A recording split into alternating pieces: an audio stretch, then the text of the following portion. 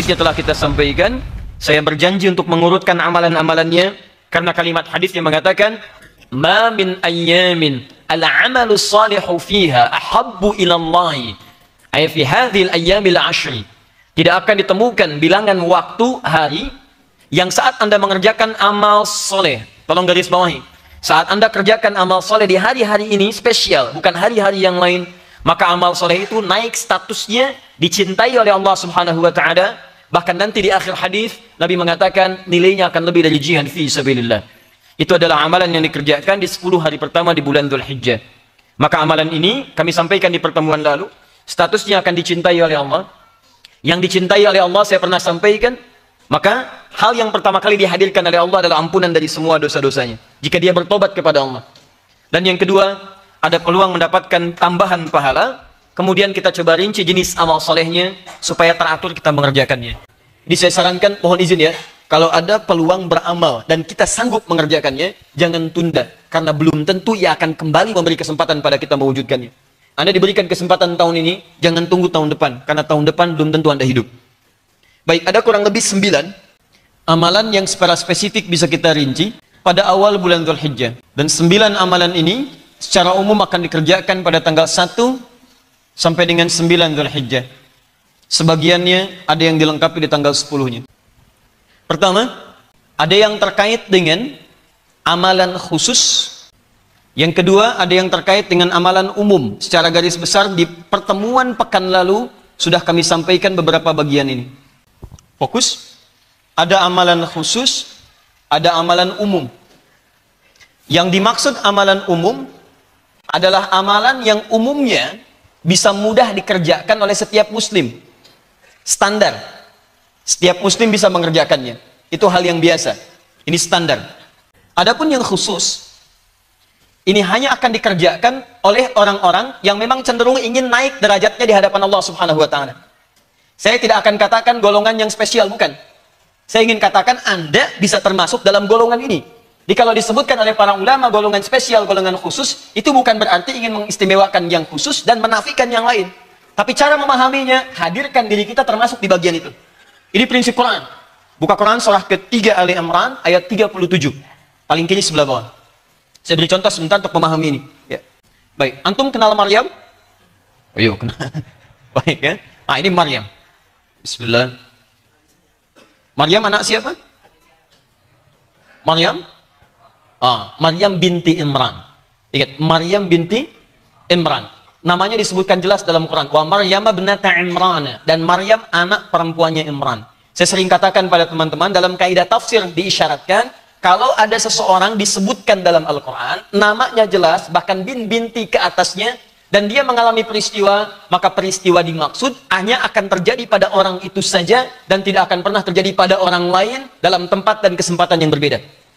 Karena itu Maryam disebutkan dengan namanya plus bintinya, Maryam binti Imran, mengalami peristiwa, bisa mengandung, melahirkan, bahasa Qurannya tanpa disentuh laki-laki manapun. Ini menunjukkan bahwa hanya Maryam ini yang binti Imran akan mengalami peristiwa serupa di masa depan, tidak akan pernah ada Maryam lain mengalami hal yang sama. Kalau yang mengandung melahirkan tanpa bapak, banyak. Tapi yang tidak pernah disentuh laki-laki manapun, cuman Maryam binti Imran. Ini poinnya. Nah, kalau di dalam Quran disebutkan namanya tidak spesifik langsung, misal hanya isyarat saja atau gelar, seperti Fir'aun, itu gelar. Abu Lahab, itu gelar. Ini menunjukkan bahwa karakteristik, sikap, dan sifat yang melekat pada inisial dimaksud akan terjadi lagi di masa depan dengan tokoh yang berbeda, di zaman dan tempat yang tidak sama. Fir'aun itu penguasa zalim. Sekarang ada penguasa zalim? Ada.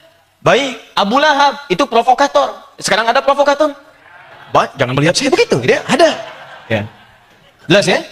Singkatnya, Maryam binti Imran. Imran ini ayahnya, kemudian menikah dengan perempuan konon dikenal dengan nama Hannah, melahirkan kemudian Hannah Maryam. Saya mau agak cepat sedikit.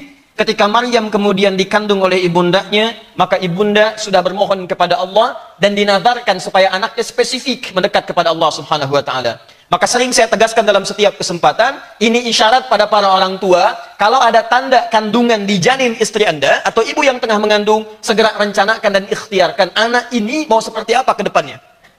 Orang tuanya mendekat kepada Allah, minta petunjuk. Antum rencanakan anak pertama ahli tafsir nih, anak kedua ahli hadis, anak ketiga ahli fikih. Nanti ke depan kalau saya punya masalah Quran, saya tanya anak pertama, akhi, anakku, bunai. Masya Allah. Anakku namanya akhi. Tuh. Disingkat, Adi Hidayat, disingkat akhi. Dia, akhi sini, gitu kan? Datang dia. Apa ayatnya ini? Ini Buya. Masya Allah. Adek, apa hadisnya? Ini. Ya, bungsu, apa fikihnya? Ini. Masya Allah. Tentram kehidupan rumah. Majlis taklim kosong. Ya. Baik. Nah ini poinnya. Nah, Maryam dinazarkan oleh ibundanya, kemudian oleh ayahandanya kompak. Di antara anaknya mesti ada yang dekat dengan Allah Subhanahu wa taala. Saya tanya anak antum, Allah berikan anak yang pertama sebagai amanah dekat dengan dunia. Anak kedua ngejar dunia juga. Anak ketiga ngejar dunia juga. Kalau sudah 5 orang anak nggak ada yang dekat dengan Allah, antum mau diberi anak berapa lagi? Cobalah bertakwa kepada Allah Subhanahu wa taala, rencanakan setiap anak Anda dimanapun dia belajar, jadikan ilmunya untuk mendekati Allah Subhanahu wa taala. Kalau itu yang dilakukan, cari guru yang baik seperti Maryam kemudian diasuh oleh Zakaria alaihissalam. Kemudian siapkan tempat yang baik dalam pendidikannya sesuai dengan visi yang disiapkan, seperti orang tuanya membuatkan mihrab. Ini poinnya. Tempat khusus untuk mendekat kepada Allah. Tidak harus berada di masjid. Mihrab itu salah satu di antara 3 tempat istimewa yang disebutkan dalam Al-Quran. Di antara fungsinya mihrab, mempercepat terkabulnya doa, plus mendatangkan rizki dari sisi yang tidak diduga. Itu rahasia besar. Nanti ada 3 tempat dalam Quran. Nanti ada masjid, ya disebutkan pertama di Quran surah kedua ayat 114. Nanti ada musalla, disebutkan pertama di Quran surah kedua ayat 125. Kemudian yang ketiga ada mihrab. Ini yang pertama disebutkan di Quran, surah ketiga Al-Imran ayat ke-37. Saya tidak mau berbincang tentang ini. Yang saya ingin bincangkan adalah, perhatikan kalimatnya. Setiap Nabi Zakaria mengantarkan kebutuhan Maryam yang sedang ibadah di mihrab. Mendekat kepada Allah. Tiba-tiba apa yang terjadi? Semua yang dibutuhkan sudah ada di mihrabnya, bahkan sebelum Nabi Zakaria mengantarkannya. Perhatikan ayat ke-37-nya. Fataqabbalaha rabbuha biqabulin hasanin wa ambataha nabatan hasana wa kafalaha Zakaria. Jika orang tua sudah berikhtiar dengan baik sejak di kandungan, doanya dimaksimalkan, dicari orang baik untuk mewujudkan visinya, dicarikan tempat terbaik untuk mendidiknya, maka Allah akan terima semua ikhtiar orang tua itu. Jikalau Anda jadi orang tua yang dekat dengan Allah, Anda rencanakan anaknya, cari guru yang benar, cari tempat yang baik, sekolah yang mendekatkan dengan Allah, maka semua ikhtiar Anda akan diterima oleh Allah Subhanahu wa taala. Ketika diterima, wa ambataha nabatan hasana, maka Allah akan menjaga anak Anda sampai dia tumbuh mendekat kepada Allah Subhanahu wa taala. Anda bisa menjaganya di dalam rumah, tapi siapa yang memastikan anak Anda mendapatkan teman terbaik ketika di sekolahnya? Rizki yang halal, makanan yang benar ketika dia belajar. Karena tak jarang orang tua mendidik di rumah, tapi anak mendapat pengaruh yang tidak baik di luarnya. Maka teman-teman nanti banyak kisah di Quran, di lain kesempatan saya akan kisahkan bagaimana kisah orang tua menitipkan anaknya kepada Allah, dan ketika direncanakan pembunuhan kepadanya, Allah lah yang menjaga sampai dia jadi orang besar di kemudian hari. Baik, kembali ke sini. Kullama dakhala 'alaiha Zakaria al-mihrab wajada 'indaha rizqa. Setiap Nabi Zakaria akan mengirimkan kebutuhan Maryam di mihrabnya, sudah ada di dalamnya rizki. Rizqa, makanan itu rizki. Masya Allah. Pakaian itu rizki. Mau ngantar makanan, makanan sudah ada di dalamnya. Kalau musim jeruk ada jeruk, itu biasa. Bukan musim jeruk ada jeruk, itu yang tidak wajar. Masuk ada. Ketenangan itu rizki. Tenang orangnya. Ingat, rizki itu jangan selalu diartikan teman-teman sekalian dengan harta yang dipegang. Ketenangan tidak dipegang, tapi itu rizki kadang lebih penting daripada yang dipegang. Ayo antum, pilih mana? Kaya tapi gelisah, atau miskin tapi tenang. Tidak ada yang ketiga, jangan nekat. Pilih ketiga, keluar dari sini. Kaya tapi gelisah, atau miskin tapi tenang. Semoga Allah ampuni dosa antum. Ayo, dan saya juga. Fokus. Keturunan itu rizki. Awas, keturunan itu rizki. Yang mau saya sampaikan, begitu mendapati ini semua bingung Nabi Zakaria. Pada saat itu heran maksudnya, bertanya, Ya Maryamu anna laki hadha. Maryam, dari mana semua ini? Setiap saya antarkan sudah ada. Beliau mengerti sebetulnya ini dari Allah, paham. Tapi beliau ingin mengkonfirmasi kembali, dari mana, bagaimana cara mendapatkan ini? Amalan kamu apa? Apa kata Maryam? Qalat huwa min indillah. Ini semua dari Allah. Nah, kalimat ini yang mau saya bagi dengan kita semua. Perhatikan poinnya.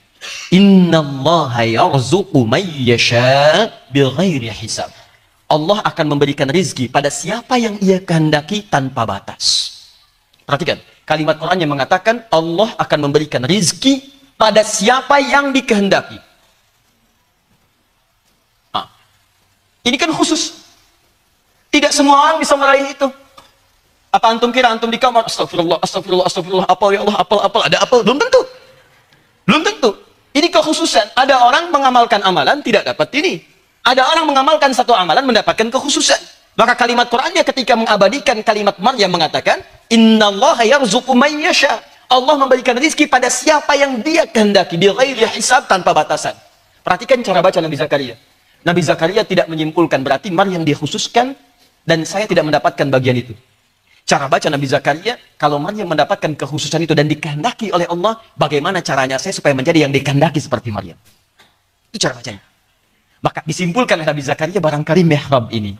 Saya belum ada mihrab, Maryam punya mihrab. Maka disitulah kemudian di mihrab itu Nabi Zakaria salat bermohon kepada Allah. Di mihrabnya. Sebelumnya berdoa biasa, doa. Diabadikan di Quran surah 19 dengan nama Maryam. Dari ayat kedua sampai dengan ayat 11-nya. Tapi yang paling menarik, belum ada jawaban. Begitu kemudian di mihrab dilakukan seperti Maryam mengerjakannya, ayat 38-nya, buka paling kanan sebelah atas. Hunalika da'a Zakaria rabbah. Di mihrab itu Nabi Zakaria kemudian mulai bermohon kepada Allah Rabbnya. Qala rabbi habli min ladunka dzurriyyatan thayyibah. Beliau berkata, ya Allah yang memberi tanpa batasan. Sifat Allah memberi tanpa batas disebut dengan Wahhab namanya. Ini adab dalam Al-Quran. Kalau Anda ingin bermohon, di antara adabnya cari kalimat-kalimat nama-nama Allah yang mulia, Al-Asma'ul Husna, sebelum permohonan. Itu ada kaidahnya di Quran surah ke-17 ayat 110 sampai 111. Fokus di ayat 111-nya. Ya. Qulid Allah awin rahman. Jika Anda punya masalah, persoalan, jangan mengeluh, kata Quran. Ingat, kalau ada ayat perintah keluhan, saya orang pertama yang akan mengeluh pada masa ini. Tapi tidak ada ayat keluhan, kata Allah, daripada mengeluh, katakan, ya Allah, minta. Sebut namanya. Anda keluar mau berangkat ke sini, tiba-tiba macet. Jangan mengeluh. Ya, macet. Bikin status ceklik, maunya sih kealisan, cuman macet. Dia tidak akan menghilangkan kemacetan. Sebut nama Allah, ya Allah, minta, mohon, berdoa. Awir Rahman, tak sebut namanya. Tapi yang hebat, lihat ujung ayatnya. Ayyamma tada'u falahul asma'ul husna. Kapanpun Anda punya permintaan, maka Allah punya nama spesifik yang indah terkait dengan kebutuhan Anda itu. Kalau sedang susah, sebut namanya Al-Fattah. Ya Allah, ya Al-Fattah. Iftah li abwabal khair. Kalau Anda sedang mendambakan rezeki, sebut namanya Ya Razzaq. Kalau yang ada iseng di pekerjaan, Anda minta dilindungi, sebut namanya Ya Al-Malik, Ya Al-Jabbar. Kesulitan banyak, sebut namanya Ya Sabar. Nggak usah disebut semua, nanti Anda repot. Ya Allah, Ya Al-Malik, Ya Al-Qudus, Ya Rahman, Ya Rahim, dan sebagainya. Anda nggak minta, dikasih, repot Anda. Cari yang sesuai. Nah, Nabi Zakaria divonis oleh medis dan klinis, tak mungkin punya keturunan. Kata mereka, fisiknya sudah letih, rambutnya memutih, dan istrinya divonis menopause dan mandul, mustahil punya keturunan secara medis. Tapi beliau menyebut nama Allah yang memberikan tanpa batas, yang tanpa ada sifat mustahil. Namanya Wahhab. Kalau ingin dipercepat, minta dengan tolabul amri, permohonan mendesak. Maka singkat kalimat Wahhab dengan Hab, namanya Hab. Rabbi habli. Kalau yang diminta untuk banyak, hablana, Rabbana hablana. Beliau memohon di mihrab langsung mengatakan, Hunalika da'a Zakaria rabbah. Qala rabbi habli min ladunka dzurriyyatan thayyibah. Ya Allah, mereka mengatakan aku nggak mungkin punya keturunan. Mereka bilang istriku tidak punya keterbatasan, ya Allah. Mustahil punya keturunan. Dia menopause, dia divonis mandul. Saya pun sudah letih. Saya sudah berambut putih dan sebagainya. Mereka katakan mustahil. Tapi saya yakin kau yang tidak punya batas. Innaka sami'ud du'a. Mohon berikan darimu saja, ya Allah, bukan dari yang lain. Engkau pasti mendengar doa hamba. Kalau pada yang maha mendengar saya tidak mengabulkan, lantas kepada siapa lagi hamba mesti bermunajat? Anda tahu apa yang terjadi? Begitu bermohon seperti itu, lihat ayat 39-nya. Seketika langsung dikabulkan. Fanadatul malaikah, tanpa jeda pakai fa, harfu atfin rabitin baina syai'aini bila hudud. Huruf fa, huruf menyambungkan dua peristiwa tanpa jeda. Peristiwa pertama berdoa, peristiwa kedua dikabulkan doanya. Antara berdoa dengan dikabulkan tidak ada jeda. Jadi begitu selesai berdoa, seketika dikabulkan. Fanadatul malaikatu wa huwa qa'imun yusalli fil mihrab. Tiba-tiba dikabulkan doanya seketika, sedangkan beliau baru selesai berdiri. Berdoa, belum selesai doanya, belum selesai sholatnya. Baru berdiri, selesai doa, turun malaikat mengatakan, Annallaha yubashshiruka bi Yahya. Allah kasih kabar gembira, Anda akan punya anak, bahkan namanya langsung dari Allah Yahya. Artinya hidup. Yang mustahil menurut manusia, lahir dari rahim seorang perempuan yang menopause dan mandul bayi hidup, kata Allah, kamu panggil saya yang tidak punya batas, saya berikan yang mustahil menurut manusia. Maka kalau nanti saat Dzulhijjah ada amalan-amalan khusus, mayyasha, maka maksudnya bukan untuk mengkhususkan sementara orang, tapi itu dorongan kepada kita untuk naik derajat menjadi orang yang dimaksudkan dalam kategori khusus itu. Paham maksudnya? Baik, jadi kalau nanti saya sebutkan khusus kemudian umum, ini yang standar, ya, maka naikkan level kita dari yang standar kepada yang khusus. Siap insya Allah? Baik. Dzulhijjah tahun kemarin, umum. Sebelumnya, umum. Sebelumnya, umum. Kalau tahun ini belum menaikkan derajat kita pada yang khusus, antum mau tunggu berapa tahun lagi? Sekarang, kalau sudah paham ini, mari kita turunkan. Sini, 1. Kita mulai amalannya, A. Amalan pertama, salat. Dibagi 2. Fokus. Ada yang standar, ada yang khusus. Kalau antum ambil yang standar, ambil 40 rakaat. Seperti saya sampaikan pertemuan lalu. Ini umum, standar. Turunannya, detailnya, nanti sudah dirinci di sini. Detailnya 17 rakaat yang salat wajib, fardu, dari subuh sampai isya. 12 rakaatnya rawatib, dan 11 rakaatnya ini yang standar salat tahajud atau salat qiyamul lail malam. Ini standar. Awas, saya sebut standar untuk amalan-amalan di bulan Dzulhijjah. Hati-hati ya. Jadi kalau antum misalnya bulan Dzulhijjah, alhamdulillah sudah bisa tahajud malam ini, standar. Paham ya? Baik. Jadi kalau rawatib 12 rakaat, 2 rakaat sebelum subuh, 4 sebelum zuhur, 2 setelah zuhur, jadi 6. Kemudian 8, 2 setelah maghrib, 10, dan 2 setelah isya. Jadi kalau antum ketinggalan 2 sebelum misalnya subuh, maka antum mendapatkan 10. Baik. Karena itu 40 dikurangi 2 berapa? 38. Berarti hari itu antum sedang di bawah standar. Ya. Itu ban ke bawah lah, di bawah standar. Ini ya. Amalan khusus. Tambahkan di luar yang 40 ini. Yang mutlak. Syuruk. Ingat cara berpikirnya begini. Cara berpikirnya adalah setiap amal yang dikerjakan statusnya naik, bukan pahala biasa. Levelnya naik, dicintai oleh Allah, dan pahalanya bisa setaraf atau bahkan lebih dari jihad fisabilillah. Syuruk itu kalau dikerjakan, pahalanya bisa senilai haji dan umrah. Sempurna. Tapi kalau antum kerjakan di hari-hari ini, naik status di atas jihad fisabilillah. Jadi kalau antum kehilangan satu syuruk awal duha, 1 hari saja, antum kehilangan pahala senilai jihad fisabilillah.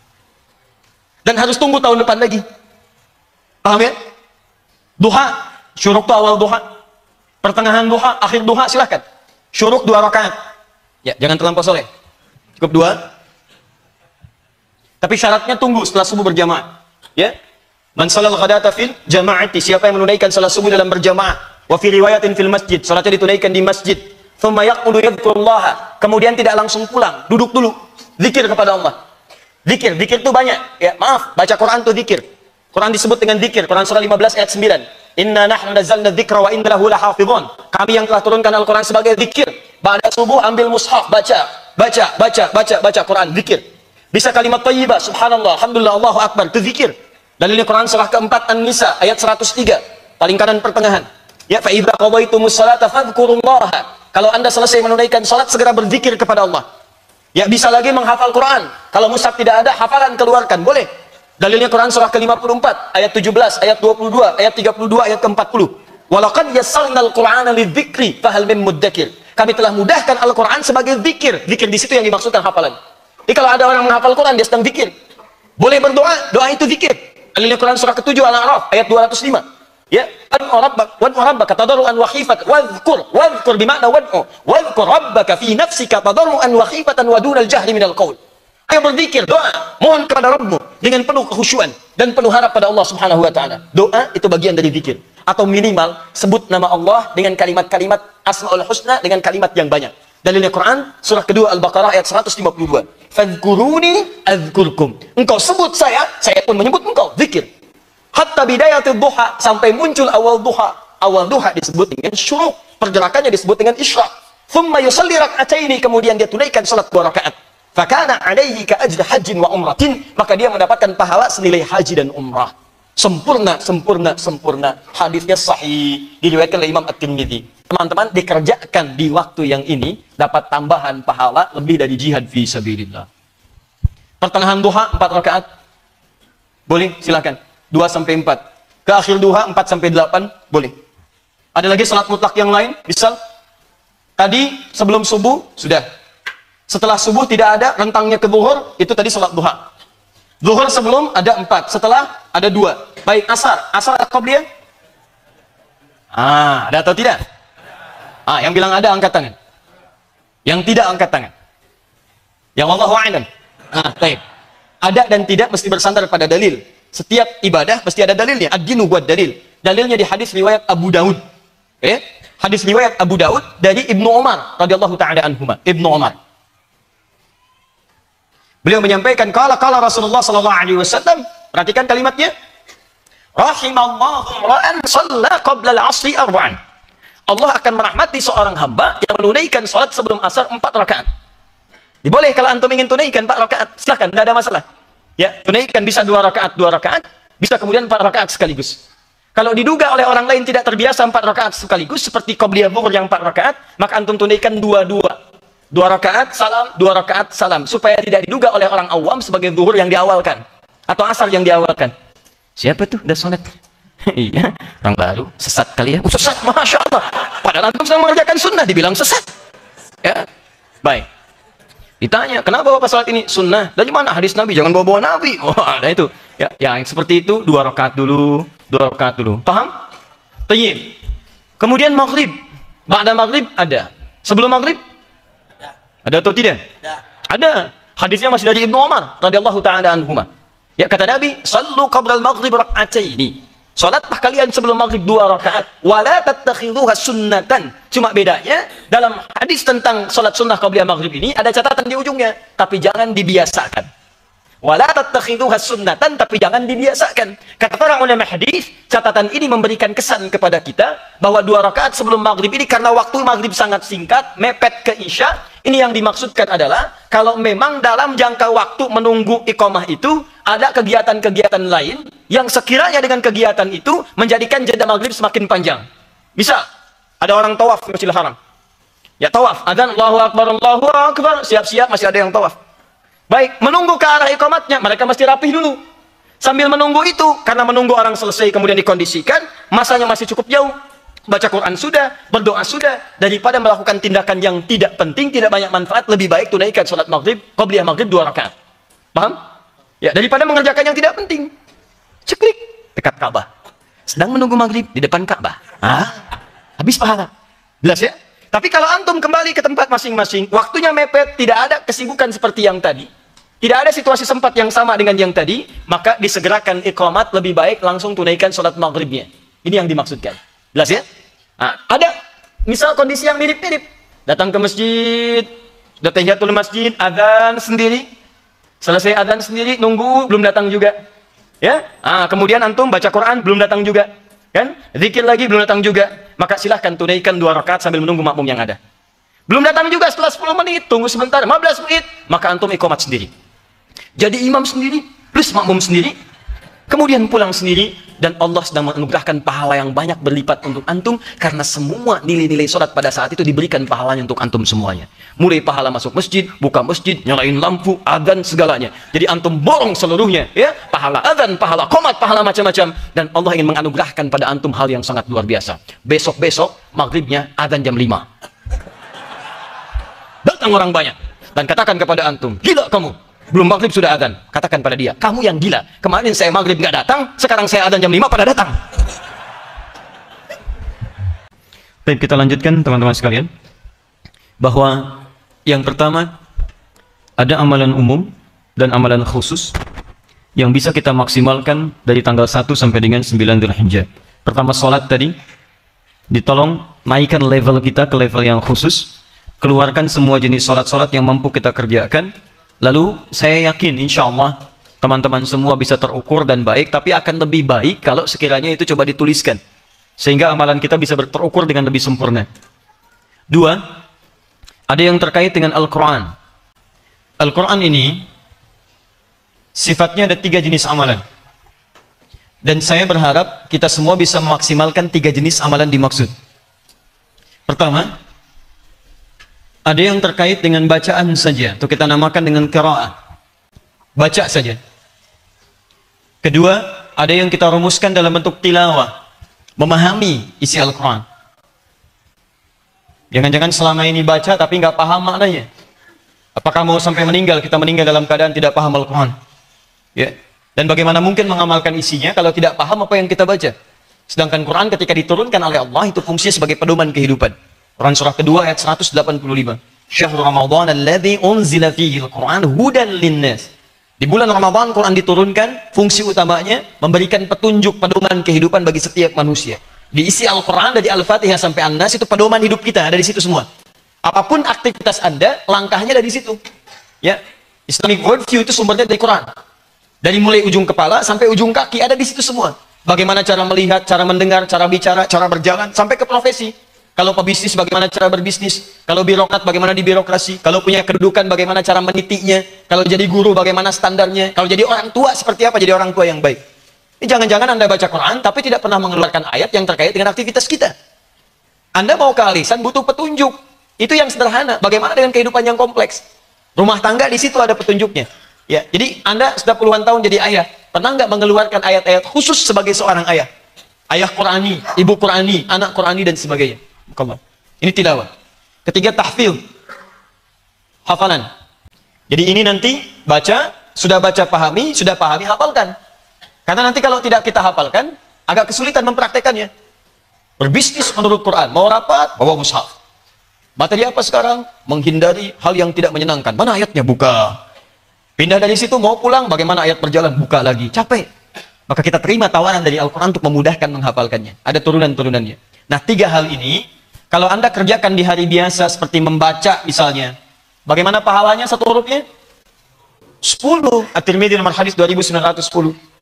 Man qara'a harfan min kitabillahi falahu asyru hasanat. Siapa yang bisa membaca satu huruf dari Al-Quran, maka setiap hurufnya 10 kebaikan. 10. Satu huruf, 10. Tapi Anda baca, di hari-hari ini, rentang 1 sampai dengan 9 Dzulhijjah, bukan cuma 1 sama dengan 10 kebaikan, tapi nilai ini lebih daripada jihad fi sabilillah. Setiap hurufnya dicintai oleh Allah Subhanahu wa taala. Setiap hurufnya mengangkat derajat Anda di hadapan Allah Subhanahu wa taala. Di begitu Anda bacakan satu huruf, nilainya luar biasa.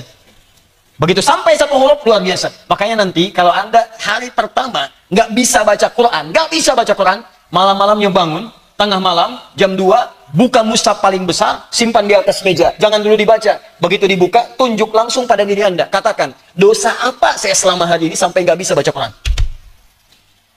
Karena orang-orang yang tidak bisa berinteraksi dengan Quran, minimal membacanya, pasti ada sekat dalam jiwanya. Apalagi di hari spesial, waktu spesial, pahalanya banyak, melimpah luar biasa, masih belum terlorong juga. Anda kalau ada panggilan untuk taklim ke sini, cuman pengumuman, barangkali motivasi datangnya masih biasa. Saya tanya pada Anda, kalau saya umumkan dari hari ini, pekan depan yang datang ke sini, masing-masing dapat amplop 500.000. Spesial, untuk 50 orang yang datang pertama, sebelum maghrib, kami berikan 500.000. Spesial, 50 orang pertama. Contoh Bu. Ya, contoh. Awas, hati-hati. Contoh, awas. Belum selesai itu kalimatnya. Pertanyaan saya, kalau taklim dibuka ba'da maghrib, datang ke sini jam berapa ya? Dari sekarang, ada yang izin nginep sampai pekan depan tuh. Tungguin. Kenapa? Karena motivasinya berlipat. Anda ketinggalan 500.000, ditunggu-tunggu sampai sepekan. Kenapa ketika ketinggalan surga, ketinggalan ampunan, ketinggalan pahala jihad, kenapa nggak Anda kejar? Ini bingung saya. Ya, ketinggalan handphone dikejar-kejar. Handphone 3315 ketinggalan, kejar-kejar. Ya. Ketinggalan sunnah, antum diamkan aja gitu kan. Ada yang sunnah 33, ada yang sunnah 15, ada yang sunnah dan seterusnya. Kenapa tidak kita buru? Nah, karena itu teman-teman sekalian, ini keluarkan. Kalau bisa, ini, nah, baca. Lumayan. Satu hurufnya berapa? Dibaca ini? Bukan cuma 10 kalau awal Dzulhijjah itu. Naik status. Dicintai Allah, ada peluang diampuni dosa, dan naik mendapatkan pahala senilai jihad fi sabilillah. Nun. Alhamdulillah, dicintai Allah. Sudah dulu, ya, itu berbeda. Yuk, bikin peta. Berapa juz Al-Quran? 30 juz. 30 juz khatamkan dalam 9 hari. Dan saya berikan satu hal, ketika Anda jadi ahli Quran, maka Allah akan memuliakan Anda seperti Allah memuliakan sifat Al-Quran. Dengar baik-baik. Al-Quran itu diturunkan di waktu yang mulia, Ramadan. Begitu Quran turun di bulan Ramadan, Ramadannya ikut mulia. Quran diturunkan di hari Jumat. Begitu Jumat diturunkan, Jumatnya ikut mulia. Sayyidul Ayyam. Quran diturunkan di satu malam. Malamnya ikut mulia. Lailah Mubarakah. Turun Lailatul Qadar di malam itu. Quran diturunkan diantaranya lewat malaikat Jibril. Malaikatnya ikut mulia. Jadi Sayyidul Malaikat. Quran diturunkan pada Nabi Muhammad. Nabi Muhammad jadi mulia. Jadi Sayyidul Anbiya wal Mursalin. Quran diturunkan di Mekah. Mekahnya ikut dapat berkah sampai dengan sekarang. Quran diturunkan sebagian di Madinah. Madinahnya dapat berkah. Karena itu, jika Quran sudah dijadikan ahli dalam satu tempat, dalam satu keluarga, satu masyarakat, maka Allah turunkan kemuliaan pada tempat yang dimaksudkan dan orang-orang yang dimaksudkan. Anak Anda ahli Quran, maka orang tuanya akan mendapatkan bagian dari Quran. Saya sering katakan, Fajar yang hafal Quran, bapaknya ikut haji. Silahkan cek. Kamil Ahmad yang hafal Quran, bukan cuma ibunya, gurunya, pembimbingnya ikut haji.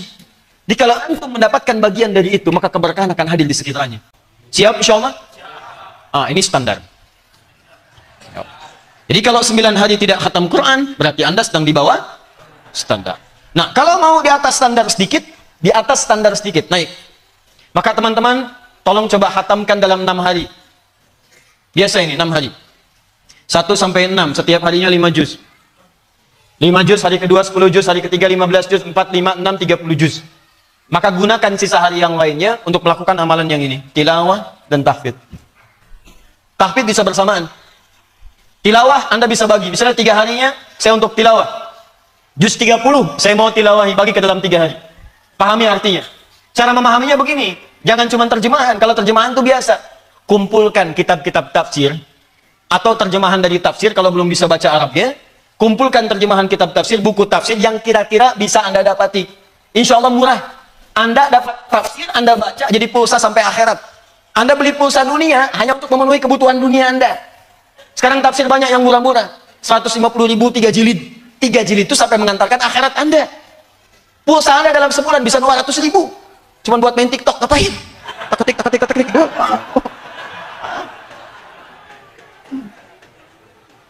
Nah, balik sini. Paham ya? Jadi kumpulkan gini, misal contohnya, Anda ada apa aja nih? Ibnu Katsir misalnya kan? Buka tafsir Ibnu Katsir, buka tafsir Al-Khazin, buka tafsir Al-Baghawi, buka tafsir misalnya Al-Maraghi, buka tafsir ini. Kalau ada punya, lalu Anda bacakan misalnya. Qul huwallahu ahad, itu sering dibaca, tapi paham nggak artinya? Baca, menurut Imam Ibnu Katsir begini, menurut tafsir Al-Baghawi seperti ini, menurut tafsir ini seperti ini, menurut ini begini. Maka wawasan Anda akan sangat luas dan paham betul tentang ayat itu. Maka jadilah Anda seperti Abu Bakar As-Siddiq, yang begitu dibacakan Allahu Akbar dalam sholat, tiba-tiba bergetar tangannya, sampai kemudian keluar air matanya karena takut. Allahu Akbar, gemetaran begini. Persis ada subuh-subuh di Dieng. Gitu. Mana sombong? Ya, ada orang jauh-jauh mau latihan pingpong fisik sampai ke Dieng, gitu kan? Pulang-pulang kalah, ya. Baik. Balik ke sini. Paham? Terakhir sambil menghafal. Gak apa-apa, sehari satu ayat. Satu ayat kan gak banyak. Hari pertama bagaimana? Gampang banget hafalin Quran. Masya Allah, hafal. Apa ayatnya? Alif Lam Mim. Ya. Hari kedua lancar, hari ketiga boleh ada persoalan.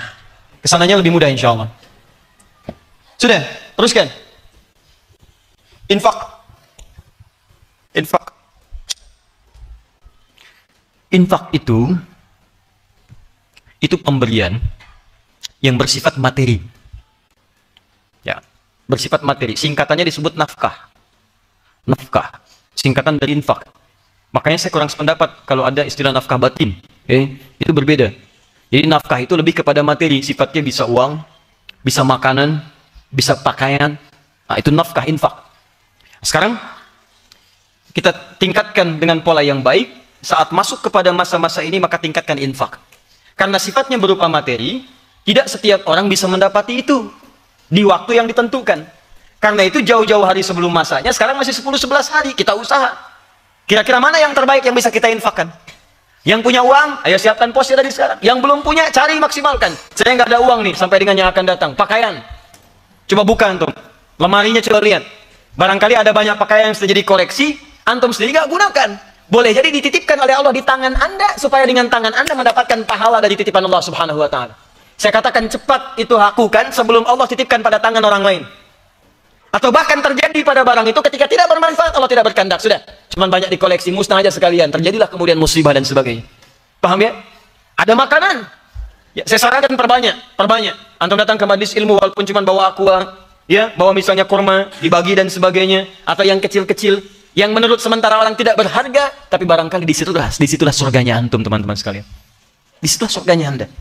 Tiba-tiba orang ke taklim kehausan, begitu mau pulang atau berangkat datang, Anda di kejauhan tiba-tiba mendatangi. Datang jeruk satu, Pak. Ini buat menghilangkan haus. Masya Allah. Begitu dimakan, asam. Misalnya, nggak apa-apa. pelan-pelan. Oh, asam ya Pak, Masya Allah. Begitulah Pak, ke surga itu seperti itu Pak rasanya. Kadang-kadang butuh ujian, kadang-kadang asam dan sebagainya. Insya Allah besok kalau sudah terbiasa dengan yang asam akan mendapatkan yang manisnya. Ya, kadang-kadang seperti itu ya. Kadang-kadang manis itu juga tidak terlalu penting. Yang penting setia. Oh, sudah. Baik, sudah. Teruskan. Sudah ya, makanan, teruskan, naikkan dan sebagainya. Nah, saya mau bicara pada hal yang paling penting. Lelaki di rumah tangga itu punya kewajiban infak. Dalil Quran surah keempat ayat 34, paling kiri sebelah atas. Ar-rijalu qawwamuna 'alan nisa bima faddalallahu ba'dahum 'ala ba'din wa bima anfaqu min amwalihim. Tolong fokus di sini. Infak pertama, kepala keluarga kepada anggota keluarganya. Saat bulan Hijjah ini, coba antum evaluasi. Bukan hanya meningkatkan kuantitas infak. Saya tidak bicara uang belanja tambah misalnya, atau anak-anak tambah bekal, bukan. Coba Anda evaluasi, memasuki bulan Dhul Hijjah ini, selama Anda berikan nafkah untuk keluarga, berapa di antara nafkah itu yang sudah mendekatkan keluarga kepada Allah Subhanahu wa Ta'ala? Cek. Anak-anak disekolahkan di mana? Antum capek-capek cari kerja, dibiayai, tiba-tiba setelah dewasa dia tidak bisa sholat. Jenazah tidak bisa menyolatkan antum. Antum meninggal tidak bisa mengafani antum. Apa investasi antum? Gak ada gunanya di situ. Hanya dunia saja. Kalau cuma mengangkat status dunia, antum ketinggalan. Yang belum beriman pun mereka sudah mengangkat anaknya demi status dunia. Anda pengen anak juara matematika, anak orang lain sudah dapat Nobel. Makanya saya katakan, kalau berlomba untuk urusan dunia itu kecil. Nilainya nggak ada. Celupkan air ke dalam gelas, angkat sedikit, tetesan pertamanya dunia. Cuma segitu nilainya. Tidak berlomba untuk akhirat. Begitu Anda lombakan anak Anda untuk akhirat, maka dia akan jadi pemenang termasuk dalam urusan dunianya. Ya, dunia itu seperti bayangan. Kalau antum kejar-kejar, capek, nggak akan ketangkap. Ayo silahkan kejar bayangan, pulang di sini kejar tuh terus. Ya, capek antum. Caranya berbalik dari bayangan, maka bayangan akan mengikuti Anda. Cari akhirat, Anda tidak akan ketinggalan dunia. Ya. Silahkan cek orang-orang dulu. Mereka penghafal Quran, ahli hadis, tapi ahli matematika juga, ahli fisika, ahli kimia, ahli macam-macam. Dan bukan aib. Kalau anak kita misalnya sekolah dalam umum, nggak ada masalah. Tapi hadirkan nilai Quran di dalamnya, hadirkan hadisnya. Cek lagi. Rumah yang antum kemudian titipkan pada istri ketika antum bekerja, jadi apa di dalamnya? Cuma sekedar tidur, istirahat, masak dan sebagainya. Jangankan Anda, yang belum beriman pun bisa menggunakan rumah seperti itu. Pernah nggak rumahnya dipakai zikir? Majlis ilmu, tempat untuk bermunajat kepada Allah, tempat untuk mendidik anak-anak yang dekat dengan Allah. Ada nggak ruangan untuk baca Quran untuk anak-anak? Ada nggak contoh untuk sholat berjamaah? Ada nggak si kecil punya sajadah? Jangan-jangan anak nggak bisa sholat bukan karena mereka sulit diminta sholat, karena antum nggak pernah memfasilitasi dengan infak itu suka sholat. Coba lihat pakaiannya, pernah nggak berikan pakaian khusus untuk sholat? Coba lihat kelengkapannya, jangan-jangan di kamarnya cuma novel yang dikoreksi, bacaan Quran tidak pernah ada, mushaf tidak ada. Bagaimana Anda bisa berdoa menjadikan anak yang soleh sementara Anda tidak memfasilitasi anak Anda untuk soleh? Coba lihat kendaraan antum sebelum masuk ke dalam bulan-bulan ini. Dari sekian hidup antum dititipkan kendaraan, berapa kali antum gunakan untuk ibadah? Dan itu akan ditanya. Tus'aluna yawma idzin 'anil na'im. Antum akan ditanya setiap tetes nikmat yang antum dapati. Itu titipan. Berapa banyak digunakan untuk ibadah? Pulang buka pakaian, lihat koleksi. Buka kemudian lihat kendaraan dan sebagainya. Dibandingkan dengan urusan-urusan dunia, berapa digunakan untuk kepentingan ibadah di hadapan Allah Subhanahu wa Ta'ala. Makanya saya katakan, modifikasi isinya dari sekarang. Antum punya kendaraan, mobil misalnya, isikan motor-motoran di dalamnya. Berangkat kemana-mana itu jadi saksi di hadapan Allah. Jadi saksi itu. Antum dengarkan tausiah, dengarkan Quran di situ. Ya pakai motor misalnya, gunakan untuk yang baik-baik dan seterusnya. Itu luar biasa. Dan itu indah. Kalau nggak percaya, coba. Bikin visi dari sekarang, perbaiki keluarga, nafkah yang digunakan, gunakan untuk kepentingan nilai-nilai kebaikan sebagai tuntunan syariat. Maka Allah akan titipkan keberkahan di dalamnya. Ada seorang ahli Quran, tinggal di pedesaan. Suaminya bekerja sebagai buruh bangunan. Istrinya itu ngambilin kayu. Masya Allah, kadang-kadang tidak malu di sawah dan sebagainya. Tapi tahukah antum, istrinya hafizah penghafal Quran. Anak-anaknya penghafal Quran. Suami pulang ke rumah, cuma 500.000 dibawa. Tapi tidak pernah ada keluhan di lisannya. Yang dia katakan, Masya Allah, Alhamdulillah, Abi bawa uang banyak sekali. Setiap tamu datang dimuliakan oleh beliau. Makanannya, segalanya, macam-macam. Ada keberkahan di dalamnya. 500.000, tahan dalam sebulan, disebut banyak. Dan ada keberkahan di dalamnya. Antum 5 juta, 15 juta masih merasa kurang. Itu berapa lagi? Coba cek lagi. Nah, yang terakhir, bagian dari infak ini, teman-teman sekalian, juga nanti ada pengelompokan setelah keluarganya baik. Jangan-jangan antum banyak infak keluar, tapi keluarga belum tertata. Setelah itu nanti ada 5 golongan. Di Quran surah kedua ayat 215. Paling kanan sebelah bawah. Yas'alunaka madza yunfiqun. Mereka bertanya padamu apa yang harus diinfakkan. Qul ma anfaqtum min khair. Katakan kalau mau infak yang bagus-bagus. Kualitas bagus. Jadi makanan, cari makanan yang baik. Kalau beli mangga, lima-limanya bagus, jangan tunggu sampai mengkerut baru diinfakkan. Mah, udah gak enak nih. Iya, kasih security aja depan. Security, Masya Allah. Antum aja gak enak lihat. Quran surah kedua 267. Wala tayammamul khabitha minhu tunfiqun. Walastum bi akhirih illa an tughmidu fi. Kamu mau nginfakin, kamu aja ngelihat yang gak enak, mau dikasih orang, kata Quran sindiran. Pertanda Allah tidak terima itu semua. Jadi teman-teman cek. Lalu kalau sudah ada yang bagus, pada siapa diinfakkan? Pertama walil walidain, orang tua. Cek. Orang tua, kandung yang pertama. Kalau masih ada ayah ibunya, muliakan dia. Ya, muliakan termasuk di awal bulan-bulan ini. Kalaupun cuma beli mangga, kirimkan. Mama nggak mau mangga, mama mau pulsa aja, kasih pulsa. Ya, Masya Allah. Pulsa sudah masuk, Ma? Sudah, terima kasih sayang. Terima kasih. Kamu anak soleh ya. Begitu keluar kalimat, kamu anak soleh, doa dari orang tua. Masya Allah. Kirimkan lagi pulsanya. Kamu soleh banget, nak. Oh, Mas, datang lagi tuh.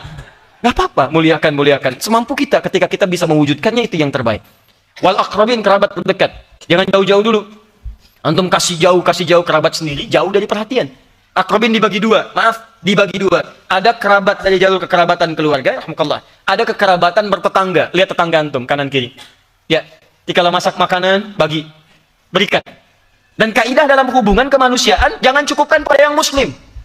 Kalau memang tetangga kita semua ini, mohon izin ya, ada yang non-muslimnya, sentuh dia, berikan bagiannya. Bukan karena dia mengatakan, siapa yang masak makanan, baunya sampai ke tetangganya, maka berikan dia walaupun kuahnya kencang sekali. Walaupun kuahnya. Jadi antum makan ayamnya, dia kuahnya. Dia gas. Cara memahaminya begini, kalaupun cuma masak kuahnya saja, bagilah kuahnya itu. Supaya pertama, dia tidak suudzon kepada antum. Antum masak kuah opor ayam. Kuahnya aja, dalamnya singkong. Dan antum bagi, maka tetangga merasakan baunya. Oh, masak opor nggak bagi-bagi, padahal singkong. Bagi dia. Kalau ditanya, kok cuma kuahnya? Di situ kan ada ayamnya. Dia bisa kan? Nah, jadi, tapi kita bisa cari dengan kalimat-kalimat yang baik. Nah, pemahaman kedua, kuahnya aja dibagi, apalagi isinya. Itu maksudnya. Antarkan, walaupun dia non-muslim, antarkan. Begitu masak, bagi, sampaikan. Masak, berikan. Pak, baik sekali. Kok hari ini bisa ngasih? Ini bukan baik. Tapi Allah memerintahkan saya untuk berbagi. Itulah keindahan Islam. Bagi. Jangan lihat. Ini muslim, kasih. Non-muslim, tidak. Ini belum syahadat mau dikasih. Tidak, berikan. Berikan. Begitu disampaikan, ada buah, sampaikan. Pak, kemarin ayam, sekarang buah. Tumben hari, bukan tumben. Rasulullah memerintahkan saya untuk berbagi. Ini rezeki yang Allah titipkan, silahkan. Tapi kan kita beda keyakinan, tapi tidak menghalangi kita untuk berbagi. Masya Allah, itu indah. Besoknya dia WA lagi, Pak, Allah sudah perintahkan berbagi belum hari ini? Minimal ada kalimat Allah di lisannya. Udah bagus. Ya, paham ya? Iya, tebarkan, dan sebagainya. Pasti mesti ada. Wal yatama, anak yatim. Yatim di sini bisa dia masuk kategori fakir miskin, bisa masuk dalam kategori bukan fakir, bukan miskin. Bapaknya meninggal. Memang mungkin ada harta, tapi dia butuh hiburan yang lain. Ya, perhatian, kasih sayang. Antum kerabatnya misalnya, boleh belikan mainan dari bentuk infak. Berikan padanya. Sampaikan, berikan hiburan. Dia senang mainan, berikan. Oh, terima kasih, ini kan yang kemarin diminta sama ayah. Mudah-mudahan nanti baik ya, dan bisa menutupi permainan. Yuk nanti main ke om sama-sama. Oh, terima kasih om, Masya Allah. Sudah dekat dia naik. Ya, nggak apa-apa, kamu kan yatim. Tidak ya, kalimat itu simpan. Ya, di masa Nabi itu luar biasa. Nabi melihat sedang berjalan, ada sekelompok anak-anak dan sedang bermain. Seketika terlihat seorang anak kecil. Ini kisah nyata, kisah orang-orang soleh di masa lalu, dan terinspirasi dari kisah-kisah Nabi. Sebagian ini kisah-kisah Nabi yang langsung dialami. Kemudian ketika dilihat anak ini termenung sendiri. Dan dia sedih. Kata Nabi, kenapa kamu? Mabik. Kata anak ini, saya malu bermain dengan mereka. 5, kata Nabi, kenapa? Ini saya tidak punya mainan, pakaian saya pun lusuh. Kenapa? Ayah saya meninggal fi sabilillah.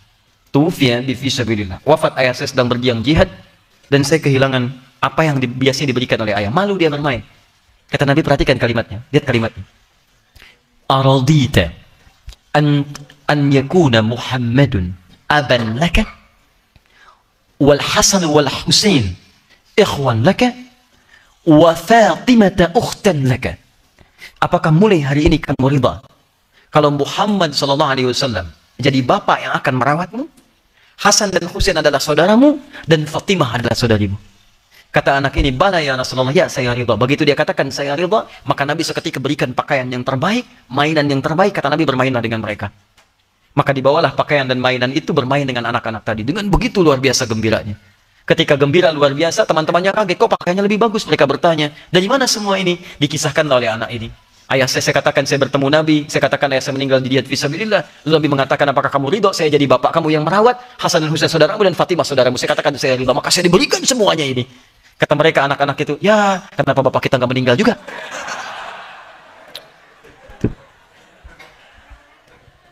Oke, wal yatama wal masakin wabnis sabil itu maksimalkan. Setelah itu lebih luas lagi infak. Nah teman-teman sekalian, saya agak cepat teruskan. Kemudian sedekah. Kalau sedekah lebih umum. Ingat, sedekah lebih umum. Kalau infak spesifik, harta. Ya, harta yang tadi saya sebutkan, bisa makanan, pakaian, minuman, dan sejenisnya. Kalau sedekah, itu setiap kebaikan yang mampu dikerjakan. Ya. Bahasa fikihnya, kullu ma'rufin sedekah. Setiap kebaikan yang mampu ditenun, itu sedekah. Sekalipun bukan dalam bentuk harta.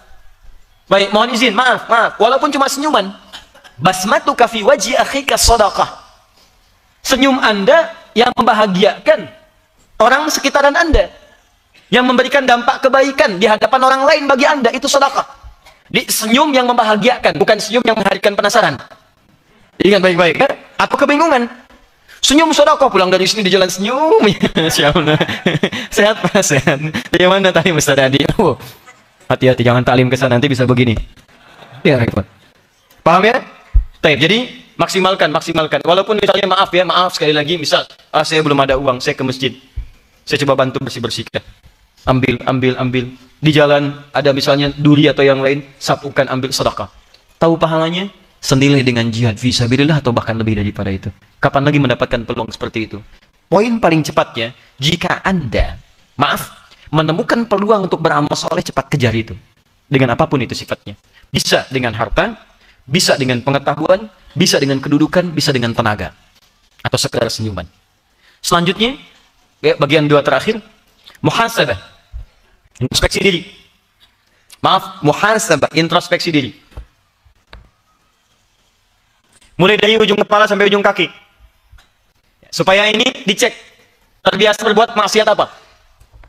Arahkan sekarang pada yang baik. Ya, kalau tidak mau misalnya antum kesulitan, data dulu anggota tubuh yang sering berinteraksi. Paling gampang sebetulnya dilatih lewat wudhu. Wudhu itu yang dibasuh adalah anggota tubuh yang biasa kita gunakan berinteraksi. Silahkan cek wajah. Lisan kan biasa banyak bicara, ya kan? Kumur-kumur. Hidung ditarik sedikit, kadang-kadang mencium yang tidak baik. Telinga, wajah, ya sampai ke mata dan sebagainya. Tangan ini sering digunakan, bahkan dimulai dari jemari sampai kemudian ke kaki, kepala sebelumnya, ya, yang diusap diantaranya sampai dengan menunjukkan kepada pikiran. Itu dimuhasabah. Coba diintrospeksikan. Makanya setiap antum setelah wudhu, apa doa yang dibaca? Asyhadu an la ilaha wa asyhadu anna tayyib. Allahumma minat waj'alni tahan. Allahumma ja'alni minat tawabin. Ya Allah, mohon jadikan aku termasuk orang taubat. Kok bisa baru selesai wudhu doanya doa taubat? Sedangkan taubat itu kan mengakui kesalahan yang dilakukan, menyesali kesalahan dimaksud, dan berjanji tidak mengulanginya. Nah, janji itu dibuktikan lewat perubahan. Itu tidak dilakukan lagi. Makanya kalau orang wudhunya benar, saya sering katakan, akan muncul nilai perubahan dalam anggota tubuhnya. Makanya kata Nabi di hadis Muslim, orang kalau wudhunya benar, antum basuh tangan nih, ya dengan tetesan air yang jatuh dari tangan, jatuh pula kemudian dosa-dosanya. Maksudnya ini nggak akan berlaku maksiat lagi nih. Makanya kalau orang wudhunya benar, mohon maaf, kumur-kumur nih. Coba dicek ini lisan pernah berbuat apa saja yang kotor. Bukan cuma kotoran fisik. Dia begitu dikeluarkan, keluar. Nah itu yang keluar, itu cuma bukan kotoran fisik, tapi antum ingat, nih lidah yang tidak bertulang, pernah berbuat salah yang apa? Berapa kali mencela orang lain? Berapa kali berkata-kata kotor? Ada rafath, ada yashar, ada macam-macam, ada ghibah dan seterusnya. Saya tidak, Ustaz. Alhamdulillah. Tidak seperti orang itu tuh. Nah itu contohnya. Mata, berapa kali lihat yang salah? Telinga, salah dengar. Sampai ke ujung kaki. Makanya itu disebut dengan taubat. Wudhu. Dan kalau ini benar wudhunya, ini berubah. Nih tangan gak akan nyentuh yang kotor lagi. Kaki gak akan melangkah pada yang tidak baik lagi. Makanya di akhirat orang-orang yang wudhunya benar akan diberikan cahaya di anggota tubuhnya. Tud'a ummati yaumal qiyamati ghurral muhajjalin. Akan dipanggil umatku hari kiamat dengan banyak cahaya melekat dalam tubuhnya. Cahaya apa itu? Min atharil wudhu, bekas wudhunya. Makanya sebagian ulama mengatakan al-wudhu ya mushtaq min ad-daw. Sebagian dari kata wudhu itu terambil dari kata bau, artinya cahaya. Di dunia ada cahaya husnun, cahaya kebaikan. Di tampilan, ya, aura-aura kebaikan. Di akhirat cahaya yang sesungguhnya terlihat. Paham sampai sini? Nah, jadi teman-teman sekalian, antum katakan ya Allahumma ja'alni minat tawwabin. Ya Allah, jadikan aku orang taubat, waj'alni minal mutatahhirin, dan yang terbiasa menyucikan diri. Ketika antum biasa taubat dan menyucikan diri, maka turunlah Quran surah kedua Al-Baqarah di ujung ayat 222. Kalimat pertengahan. Innallaha yuhibbut tawwabina wa yuhibbul mutatahhirin. Allah mencintai orang yang terbiasa bertobat dan terbiasa menyucikan dirinya. Nah, persis di amalan dikerjakan di hari-hari ini 1 sampai 9 Dzulhijjah, begitu dikerjakan dengan benar turun cinta Allah. Didapatkanlah oleh antum cinta kuadrat dari Allah Subhanahu wa taala. Dan yang hebat, nilainya lebih daripada jihad fisabilillah. Maka saran saya, kalau sudah masuk ke 9 hari ini, coba pertama latihan paling gampang begini. Keluarkan 9 anggota tubuh dulu yang biasa banyak digunakan. Mata, jelas. Telinga, lisan, mulut. 1, 2, 3. Tangan, jemari khususnya. Sampai kemudian ke ujung kaki. Tambah plus dengan pikiran di atas. Nah, mulai setiap hari, coba antum berlatih. Misal, hari pertama saya akan jaga mata untuk melihat yang baik-baik saja. Yang tidak baik saya nggak akan lihat. Paham ya? Paham? Baik, hari pertama, tanggal 1, mata hanya boleh lihat yang baik. Begitu bangun, antum ingin lihat TV, dibuka, muncul yang tidak baik, palingkan. Antum sedang latihan.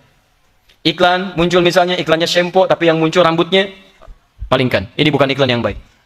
Berita-berita mulai kelihatan misalnya, tampak, ya, antum mau lihat beritanya atau lihat penyiarnya, ya, dan sebagainya, oh tidak bagus, palingkan. Kemudian hari kedua misalnya, awas, ini tidak mudah mata ini. Sehari ini saja berapa kali mata lihat yang salah. Ini survei membuktikan, tadi pagi ada yang menyampaikan kepada kami, itu orang Indonesia saja, orang Indonesia seharinya bisa 4 sampai 5 jam pegang handphone. 4 sampai 5 jam. Pertanyaan saya dari 4 sampai 5 jam itu berapa kali lihat gambar yang salah? Dari mata saja itu. Gambar yang keliru, antum punya istri yang dilihat gambar satu sisi orang lain, ya, dan sebagainya. Ada gambar-gambar yang tidak bagus, video-video yang tidak layak, berapa kali dilihat? Besoknya latihan lisan. Hari kedua, tahan. Mau bicara yang tidak bagus, tahan. Dipancing-pancing berkata-kata, tahan. Kok nggak balas? Sedang latihan. Supaya lebih baik lagi. Kalau bisa nggak usah bicara. Ada saum. Seperti Maryam saum, tidak bicara. Quran surah 19 ayat 26, paling kanan sebelah atas. Inni nadhartu lirrahmani sauma. Saya sedang saum. Apa saumnya? Falan ukallima al-yawma insiya. Saya nggak mau bicara pada hari ini. Tahan. Kata Nabi, man kana yu'minu billahi wal yawmil akhir falyakul khairan aw liyasmut. Siapa yang merasa beriman pada Allah dan hari akhir, katakan yang baik-baik, kalau nggak bisa diam. Ambil 2 prinsip itu. Hari ini saya mesti berkata yang baik, kalau nggak bisa diam. Diam. Kenapa nggak bicara apa? Sedang puasa. Puasa apa? Nggak bicara. Kok itu bicara? Contoh. No. Jalan. Sampai ke ujung kaki. Itu muhasab. Nah, ini penting Anda lakukan, khususnya nanti ke tanggal 9. Nanti pekan depan saya bahas, kenapa ini penting sampai ke tanggal 9. Kalau Anda lakukan itu dengan benar, maka sejak tanggal itu, Allah akan gugurkan dosa-dosa Anda dari ujung kepala sampai ujung kaki. Saya serius tentang ini. Nanti tanggal pekan depan kita akan bahas dengan sempurna tentang masalah ini. Kemudian amalan selanjutnya zikir, segala jenis zikir. Coba evaluasi, zikir itu setiap aktivitas yang mendekatkan kita dengan Allah. Coba evaluasi lagi pekerjaan antum mendekatkan diri dengan Allah atau tidak. Ya, maaf, sekarang belajar mendekatkan diri dengan Allah atau tidak. Di rumah tangga sudah dekat dengan Allah atau tidak. Coba dicek yang kurang apanya. Misal di rumah yang kurang perangkatnya. Untuk baca Quran kurang mushaf, untuk sholat gak ada sejadah, untuk macam-macam. Mulai tata lagi dengan baik. Ruangan banyak yang tidak ada faidahnya. Ini begini, ini begini, ini begini. Kenapa satu nggak dibuat mihrab saja? Kenapa satu nggak jadi musola? Kenapa ruang tengah nggak jadi kita sholat berjamaah, tahajud bareng-bareng dan sebagainya? Hadirkan. Ya, seperti Nabi pernah memetakannya. Nabi tinggal dipetakan, dipetak-petak maksud saya rumahnya. Tapi ada petak untuk ibadahnya, ada petak untuk istrinya, ada petak untuk anaknya. Dan indahnya, semua petak itu bermanfaat dalam kehidupan. Kita ini Nabi bukan, Rasul bukan. Petaknya lebih luas. Banyak kamar-kamarnya. Kenapa tidak ada kamar di antara itu yang lebih mendekatkan diri kepada Allah? Cek semuanya. Baik. Kemudian kalau antum, ini saya tutup. Ini satu rumus yang terakhir. Tadi saya urutkan beberapa amalan, ada berapa jumlahnya? 6. Masa? 8. 8.